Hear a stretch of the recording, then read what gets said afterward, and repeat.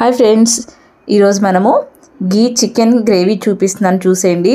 చాలా ఈజీగా చేసుకోవచ్చు. టేస్ట్ మాత్రం సూపర్ ఉంటుందండి. స్టవ్ ఆన్ చేసుకొని కడాయి పెట్టుకోవాలి. దాంట్లో కొంచెం సోపు, జీలకర్ర, అలా 2 యాలకులు, 2 లవంగాలు, 2 ఇంచుల చెక్క, 2-3 ఉల్లిపాయలు, 3 టమాటాలు, వెల్లుల్లి, అల్లము, అలాగే 2 పచ్చిమిర్చి, కొత్తిమీర, పుదీనా, వీటన్నిటిని చిన్న ముక్కలు కట్ చేసుకొని, బిర్యానీ ఆకు ఇవన్నీ వేయించుకోవాలండి. ఇలా టమాటా మెత్తబడే వరకు వేయించుకొని ఇది మనం మెత్తని పేస్ట్ చేసుకోవాలి. చూసారు కదా, చల్లారినాక పేస్ట్ చేయాలండి. ఫస్ట్ టైం మన ఛానల్ చూస్తుంటే ప్లీజ్ అండి సబ్స్క్రైబ్ చేసుకోండి.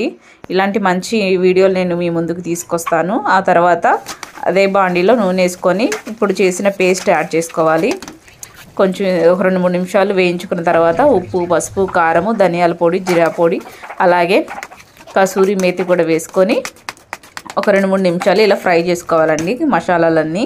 ఆ తర్వాత ఇది మ్యారినేట్ చేసి పెట్టుకున్నాను. ఏమేమి వేసుకున్నానంటే ఒక 2 టేబుల్ స్పూన్ల గీ వేసుకున్నాను, నెయ్యి, ఉప్పు, కారం, పసుపు, అంతే అండి. ఈ 3 కలిపి పెట్టేసి నేను ఒక అరగంట పాటు మ్యారినేట్ చేసి పెట్టాను.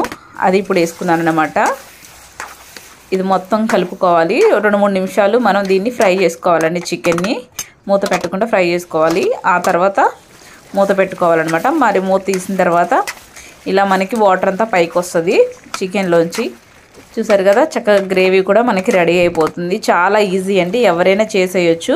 మీకు కావాల్సినంత క్వాంటిటీలో మీరు వాటర్ తీసుకోవచ్చు. నేను ఒక గ్లాస్ తీసుకున్నాను ఇక్కడ కేజీన్నర చికెన్కి. ఓకేనా, మీకు ఎంత గ్రేవీ కావాలంటే అలా తీసుకోండి. ఇక్కడ గరం మసాలా వేసుకున్నాను, చికెన్ మసాలా. చాలా బాగుంటుందండి. ఒకసారి మీరు ట్రై చేయండి. ట్రై చేసి టేస్ట్ ఎలా ఉందో కామెంట్లో చెప్పండి ఫ్రెండ్స్. ఈ వీడియో మీకు నచ్చినట్లయితే ప్లీజ్ లైక్ చేయండి, షేర్ చేయండి. మన ఛానల్